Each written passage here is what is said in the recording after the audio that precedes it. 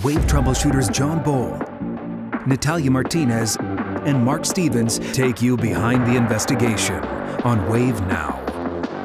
Welcome to another edition of WAVE News Troubleshooters Behind the Investigation. Along with Natalia Martinez, I'm John Bull. You know, you hear the term falling through the cracks in the judicial system, didn't get justice a lot. I think to the point where a lot of people get numb to it sometimes when they see that. But we have a story we're going to talk about today that is so far over and beyond and above the falling through the crack stories you've heard, where you can literally attribute a death of somebody to falling through the cracks.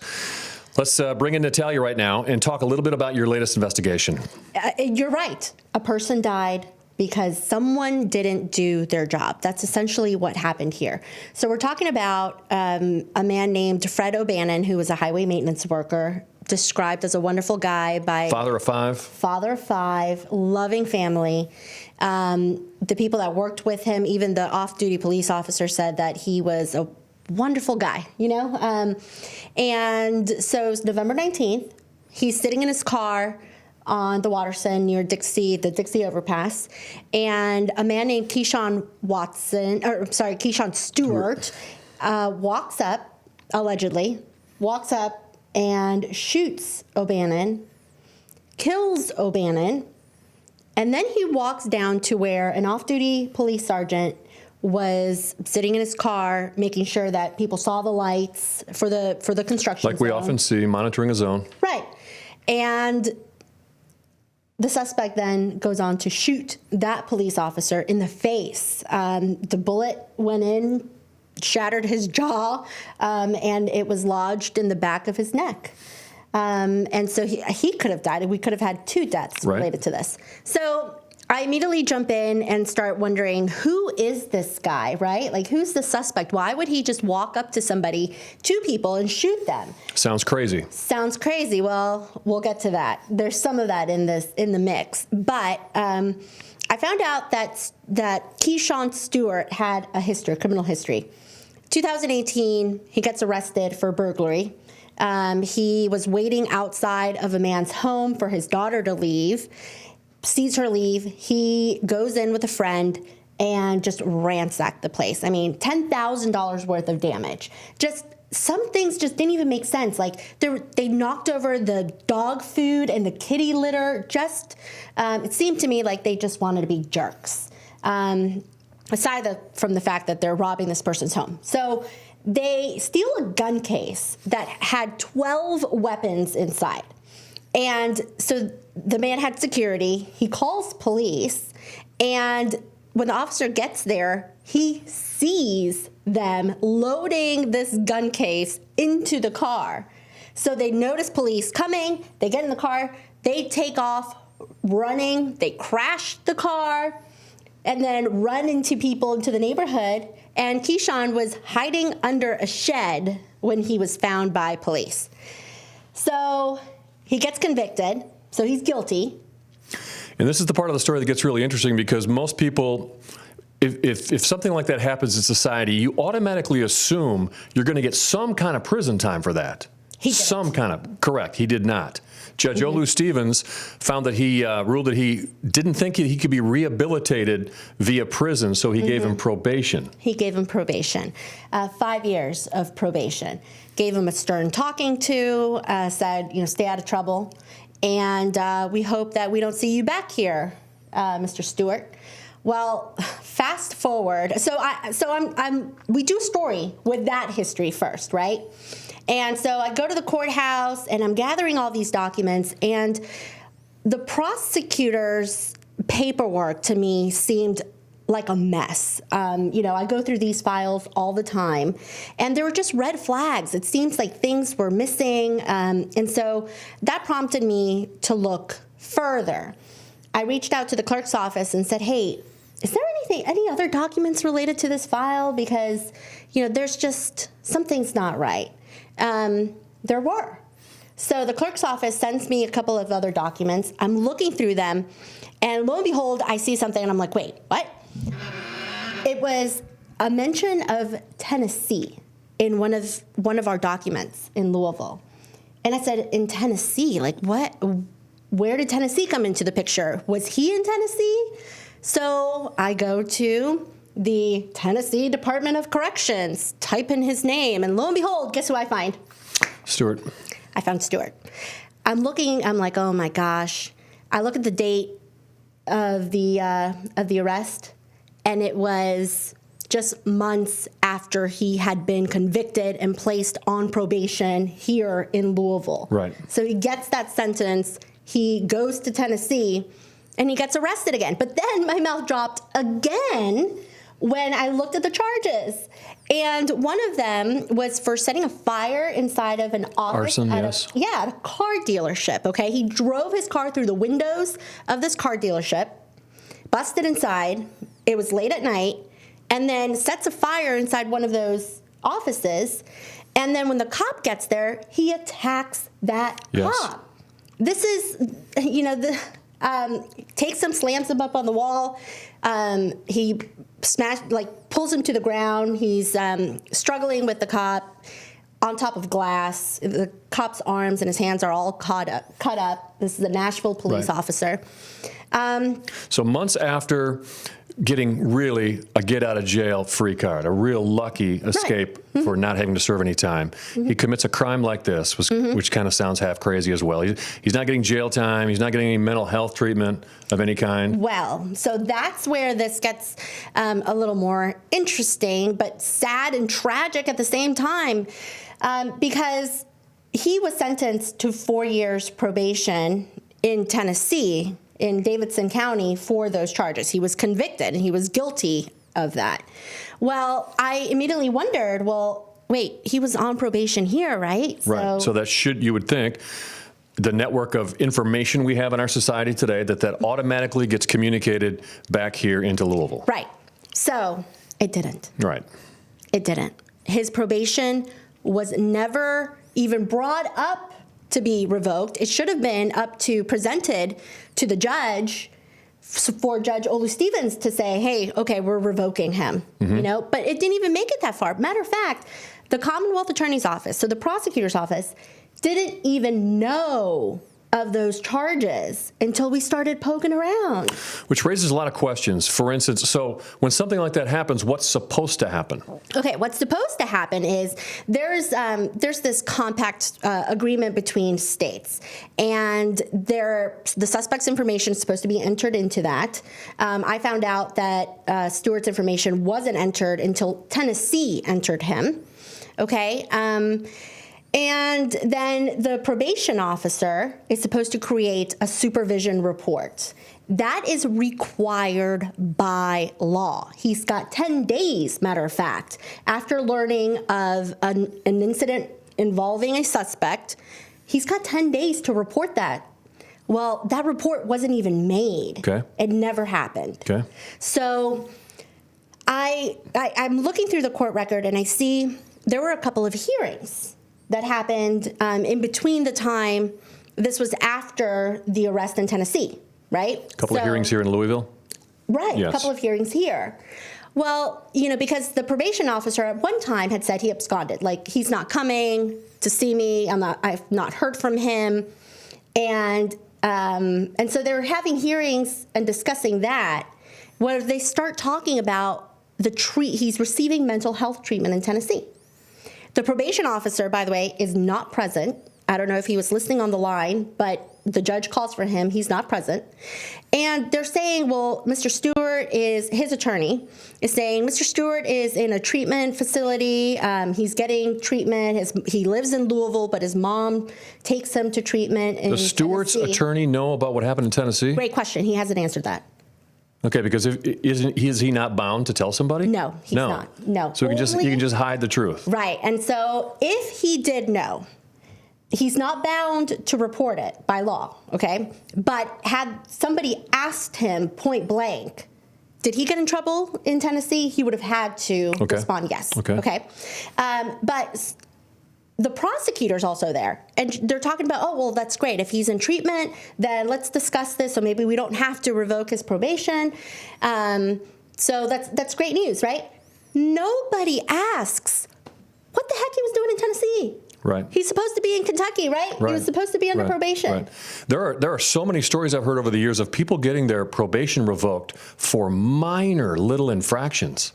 This is in this a one, new felony. Yeah. A new felony conviction, and you don't get revoked. Right.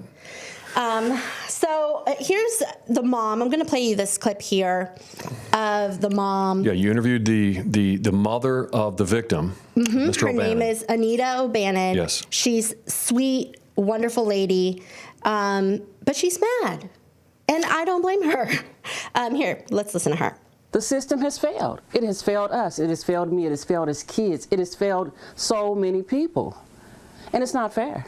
My son had to pay the ultimate price of the system dropping the ball. I need some answers. I would like some answers. Not only for me, but for his kids. He had 5 kids. So that hearing, we're listening to this, and Keyshaun Stewart, by the way, is there. Of course, you know what he says? What?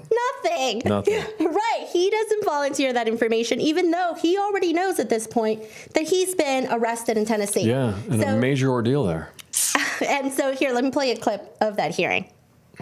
At this time, the Commonwealth would remand its motion under the condition that the defendant remain in the program, which I think he intends to do, and that obviously he continues with his reporting obligations, which he seems to have resumed appropriately. This is now Judge Keyshaun. You can hear us, right?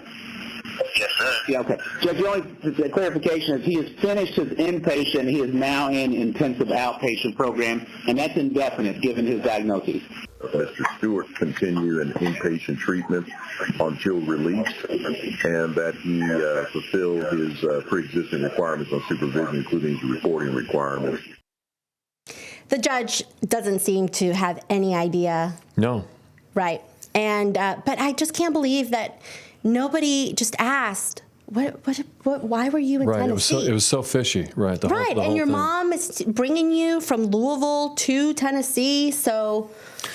I'm interested more in O'Bannon's mother. She has taken this a lot better than I would have, and I think a lot of the people viewing or listening to this would have taken it. Well, I think she internalizes it. I think that she was very frustrated with, obviously, with what happened here, but also Keyshaun, when he was arrested for her son's murder, he refused to show up to court. Yeah, do you remember a couple of times. Yeah, a couple of times. So he was supposed to go to his arraignment. He's like, nah, I don't feel like going. Right. And the judge didn't require it until the 3rd or 4th time. Yeah. Right. Right. And so she was frustrated then, and then when I had to make the call to her to tell her what I found, that the suspect accused of killing her son was never revoked, even though he got a new felony conviction. It just broke my heart to have to tell her that. So who's to blame in this? What the finger of blame at this point in your investigation goes where? To the probation officer? That's where that's where I think the problem may lie. I don't know 100% for sure. I mentioned that the prosecutor's paperwork seemed messy, and that's what prompted me to look further in the first place. But I don't know if she knew that he had been arrested. Now, either way, though, that probation officer was required to make that report. And he doesn't make that report until after the fatal shooting this past November. And I have a copy of that report, and I was just going to read you what he says, because now that you've heard the hearing, you can kind of hear it yourself. He says, on November 5th, Mr. Stewart was before the court for a revocation hearing. Mr. Stewart violated his probation by absconding in July of 2020.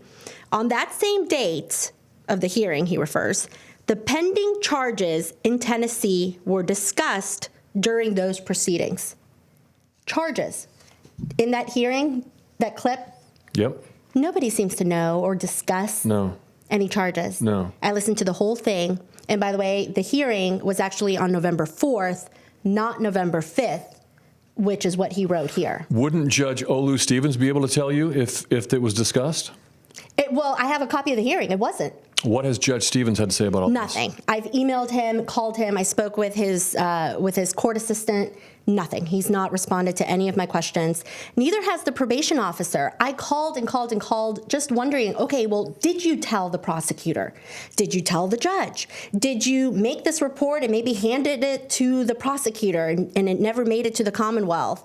Maybe. Well, obviously, in this business, people not returning repeated calls speaks volumes about what's going on. Yeah, and when I started asking because he didn't answer, I then contacted the Department of Corrections, which oversees probation and parole throughout the state, and I sent them all of my questions and what I had found, and then they wrote back about 2 weeks later saying he's been placed on administrative leave and we're conducting an internal investigation. Could this be a case? I've been watching a lot of movies and TV lately, and when they do profiles of the relationship between the probation officer and the client, a lot of times the probation officer will buddy up, kind of be an advocate for the person that they're supposed to be reporting on. Could it be a situation like that, perhaps? I don't know, but I can tell you that during that same hearing that you just heard, the judge asks his defense attorney, Stewart's defense attorney, hey, is Mr. Mull, the probation officer, is he looped into this? And the attorney says, no, Judge, he's not, but I've spoken to him, and he said that Keyshaun is now coming back and checking in with him and following the rules of the probation. So there were communications, and the prosecutor also says that the probation officer had told her that he had spoken with Keyshaun and that he was reporting again. So what happened? Did this probation officer, just the paperwork just went through the wayside? Did he file something that maybe slipped through the cracks? Also, this was during the time of COVID. Everybody was working, just from home or different places. I don't know if that's the case here, right. But things were wonky, right? Okay. Okay, so as we wrap this up, the takeaways and what you have left now in this investigation. Well, we need to find out what happened in this particular case. But now that's opened the door. This is one case that one reporter happened to catch. Right, it really makes you wonder about probation officer communication. Exactly. Imagine if this happened, we happen to catch it. Just one example. Only because it ended in a tragedy. Right. Right. Imagine all the other things that are falling through the cracks, that people who may pose a danger, but we never hear about because, it's not every day that a highway maintenance worker doing his job, sitting in his truck, gets shot, and then a cop that's sitting in his car, just with his lights on and doing his thing, off duty, he got shot in the face. So if you, in your circle of life, know of a situation that you want us to investigate like that, there's got to be many more of them out there. Contact the WAVE News Troubleshooters. Great work as always. That is just unbelievable, and I got a feeling it's going to continue to get more unbelievable as we go here. It fuels me when I know that I feel Miss Anita's pain. Yeah. And, this officer has gone through something traumatic. Yes. He came close, just inches. Shot in the face. And it really makes me mad that we have such deficiencies in our system, that we are putting people in direct danger. This is an example of two people who had to suffer because of it. We need to fix it. Yes. So if we need checks and balances, let's do it. If we need, an overhaul of the probation and parole system, we have to do it. It just seems so simple to catch this at its core, and it was not caught. It wasn't caught. All right, thank you again for joining us for WAVE Troubleshooters Behind the Investigation, along with Natalia Martinez. I'm John Boll. Tune in next time. We've got more coming for you very soon.